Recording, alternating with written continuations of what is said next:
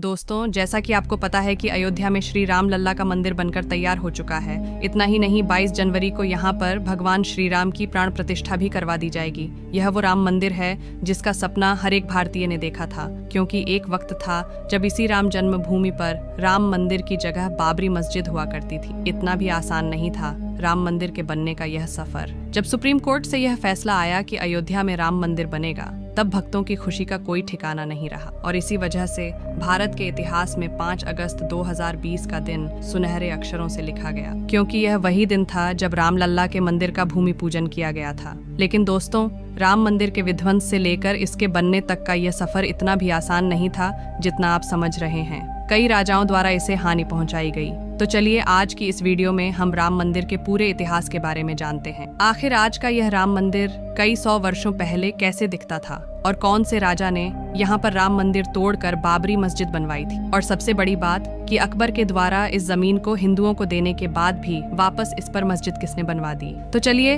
बिना किसी देरी के वीडियो को शुरू करते हैं। इससे पहले कि आप चैनल पर नए हो और ऐसे ही रहस्यों से भरी वीडियो को देखना पसंद करते हैं तो चैनल को सब्सक्राइब करना मत भूलिएगा।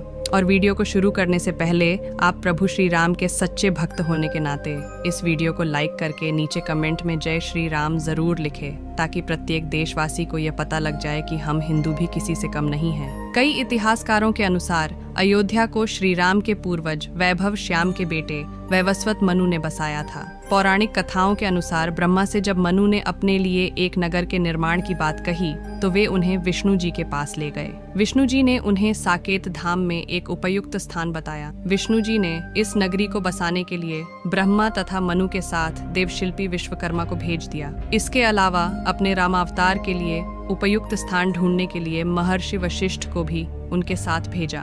मान्यता है कि वशिष्ठ द्वारा सरयू नदी के तट पर लीला भूमि का चयन किया गया, जहां विश्वकर्मा ने नगर का निर्माण किया, जिसे अयोध्या नगर नाम दिया गया। तब से इस शहर पर सूर्यवंशियों का राज कई वर्षों तक रहा था और यहीं पर श्री राम का जन्म राजा दशरथ के महल में हुआ। आज जिस प्रकार अयोध्या को इतना सुंदर बना दिया गया है, ठीक उसी प्रकार अयोध्या उस समय काफी सुंदर थी।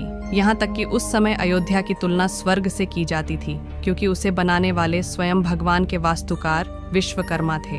कहते हैं कि भगवान श्री राम के जल समाधि लेने के पश्चात अयोध्या कुछ काल के लिए उजाड़ सी हो गई थी, लेकिन उनकी जन्मभूमि पर बना महल वैसे का वैसा ही था। भगवान श्री राम के पुत्र कुश ने एक बार पूर्ण राजधानी अयोध्या का पुनर्निर्माण कराया। इस निर्माण के बाद एक बार फिर अयोध्या सुनहरी हो और फिर से सूर्यवंशियों की 44 पीढ़ियों ने यहाँ पर शासन किया। इसका अस्तित्व आखिरी राजा महाराजा बृहदबल तक अपने चरम पर रहा। कौशल राज बृहदबल की मृत्यु महाभारत युद्ध में अभिमन्यु के हाथों हुई थी, लेकिन वापस से महाभारत के युद्ध के बाद अयोध्या उजाड़ सी हो गई। कोई राजा वहाँ प्रशासन करने वाला नहीं बचा और धरती वीरान हो गई। लेकिन फिर भी श्री राम जन्मभूमि का अस्तित्व बना रहा। पौराणिक कथाओं के अनुसार यह उल्लेख मिलता है कि ईसा के लगभग 100 वर्ष पूर्व उज्जैन के चक्रवर्ती सम्राट विक्रमादित्य एक दिन आखेट करते करते अयोध्या पहुंच गए। थकान होने के कारण अयोध्या में सरयू नदी के किनारे एक आम के वृक्ष के नीचे वे अपनी सेना सहित आराम करने लगे। उस समय यहाँ घना जंगल ही बना हुआ था, कोई बसावट भी यहाँ नहीं थी। महाराज विक्रमादित्य को इस भूमि में कुछ चमत्कार दिखाई देने लगे। तब उन्होंने खोज आरंभ की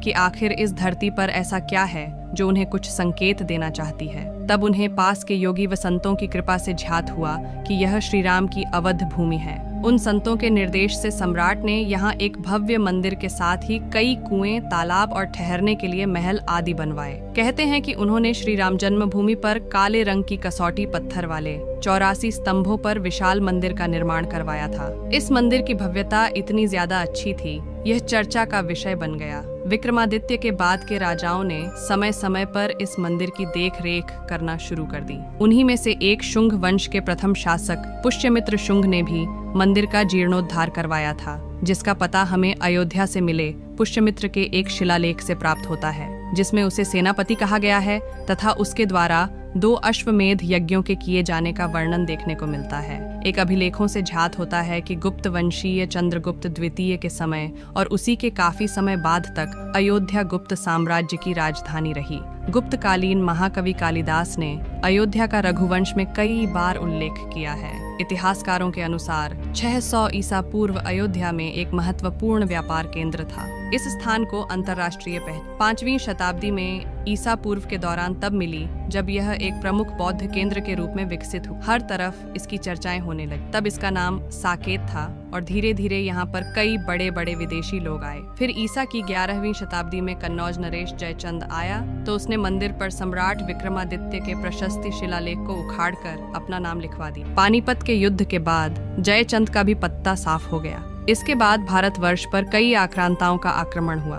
देखते ही देखते ये आक्रमण इतने बढ़ गए कि उन्होंने पूरे भारत पर ही अपना अधिकार कर लिया। आक्रमणकारियों ने काशी, मथुरा के साथ ही अयोध्या में भी लूटपाट की और पुजारियों की हत्या कर मूर्तियां तोड़ने का क्रम जारी रखा। लेकिन 14वीं सदी तक वे अयोध्या में राम मंदिर को तोड़ने में सफल नहीं हो पाए। भारत पर कई आक्रमणों के बाद भी श्री राम की जन्मभूमि पर बना भव्य मंदिर 14वीं शताब्दी तक बचा रहा। कहते हैं कि सिकंदर लोदी के शासनकाल के दौरान यहाँ मंदिर मौजूद था। 15वीं शताब्दी में हिंदुस्तान पर मुगलों का अधिकार हो गया और उसके बाद ही राम जन्मभूमि एवं अयोध्या को नष्ट करने के लिए कई अभियान चलाए गए। अंततः 1528 के आसपास इस भव्य मंदिर को तोड़वा दिया गया और उसकी जगह बाबरी ढांचा खड़ा किया गया। हालांकि इसे पूर्ण बाबरी मस्जिद का नाम नहीं दिया गया। कहते हैं कि मुगल साम्राज्य के संस्थापक बाबर के एक सेनापति ने बिहार अभियान के समय अयोध्या में श्री राम के जन्म स्थान पर स्थित प्राचीन और भव्य मंदिर को तोड़कर एक मस्जिद बनवाई थी। वह कोई दूसरी मस्जिद नहीं बल्कि बाबरी मस्जिद ही थी। इसका पता हमें बाबर द्वारा लिखे गए बाबरनामा के अनुसार पता चलता है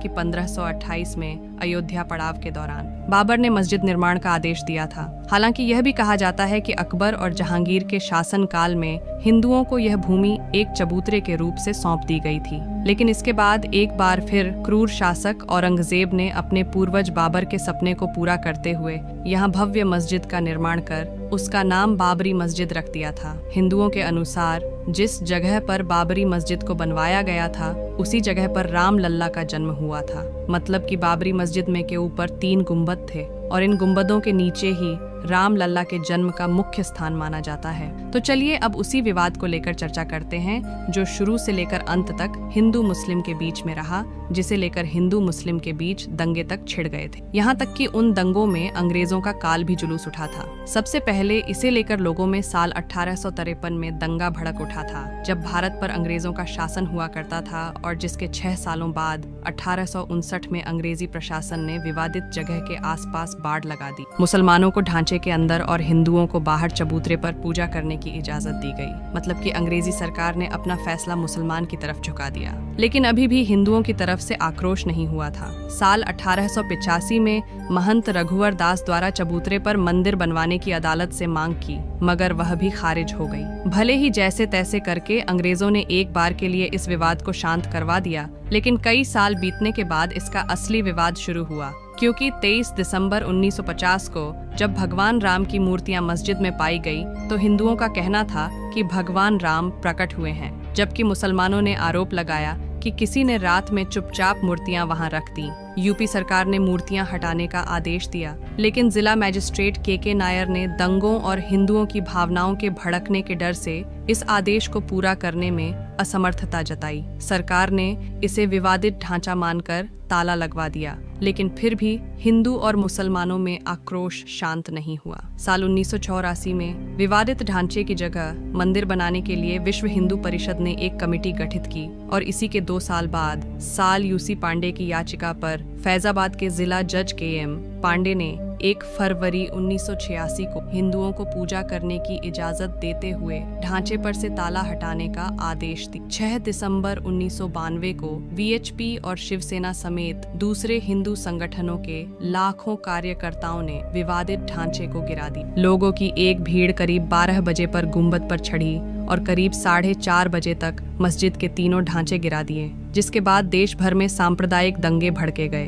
पूरा देश दंगों की आग में झुलस उठा, जिसमें करीब 2000 से ज्यादा लोग मारे गए, कितने ही लोग घायल हो गए। लड़ाई इतनी बढ़ गई कि साल 2002 में हिंदू कार्यकर्ताओं को लेकर जा रही ट्रेन में गोधरा में आग लगा दी गई, जिसमें 58 लोगों की मौत हो गई। इसकी वजह से गुजरात में हुए दंगे में 2000 से ज्यादा लोग मारे गए। साल 2010 में इलाहाबाद हाई कोर्ट ने अपने फैसले में विवादित स्थल को सुन्नी वक्फ बोर्ड, रामलला विराजमान और निर्मोही अखाड़ा के बीच 3 बराबर हिस्सों में बांटने का आदेश दिया। लेकिन साल 2011 में सुप्रीम कोर्ट ने अयोध्या विवाद पर इलाहाबाद हाई कोर्ट के फैसले पर रोक लगा दी। इसी के 6 साल बाद साल 2017 में सुप्रीम कोर्ट ने आउट ऑफ कोर्ट सेटलमेंट का आह्वान किया। कई साल मुकदमा चलने के बाद भी इसका आखिरी फैसला नहीं आ पाया। अब 6 अगस्त 2019 के बाद से सुप्रीम कोर्ट में अयोध्या मामले की रोजाना सुनवाई 16 अक्टूबर 2019 को मामले की सुनवाई पूरी हो गई,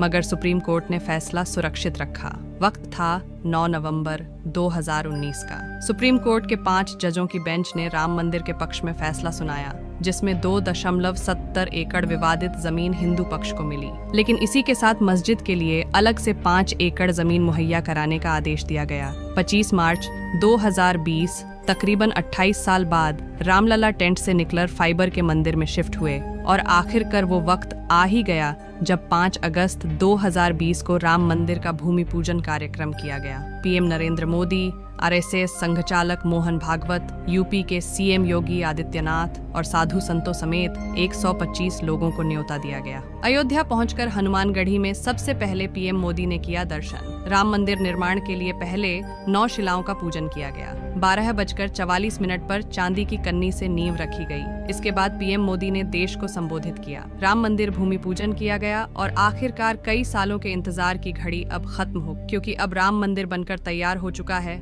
अब लोग 22 जनवरी का इंतजार कर रहे हैं, क्योंकि इस दिन का भारत के लोगों को ही नहीं बल्कि दुनिया के लोगों को इंतजार है। लोग रामलला की स्थापित होने वाली मूर्ति को देखकर झूम उठेंगे, क्योंकि इस दिन के बाद राम मंदिर के दरवाजे भक्तों के लिए हमेशा के लिए खोल दिए जाएंगे। इस मूर्ति को बनवाने के लिए देश के 3 सबसे बड़े मूर्तिकारों को बुलवाया गया है और जो भी भक्त इस ऐतिहासिक पल को अपनी आंखों से निहारेगा वह जीवन मरण के बंधन से मुक्त हो जाएगा। क्योंकि यह तो आपको पता ही होगा कि 22 जनवरी 2024 को राम मंदिर में रामलाल की मूर्ति की प्राण प्रतिष्ठा होगी, जिसका एक भव्य समारोह होगा, जिसकी तैयारी जोरों शोरों से हो रही है। वैसे अगर आप एक हिंदू हैं तो कमेंट में जय श्री राम जरूर लिखना और ऐसी ही जानकारी को जानने के लिए चैनल को सब्सक्राइब करना मत भूलिएगा। धन्यवाद।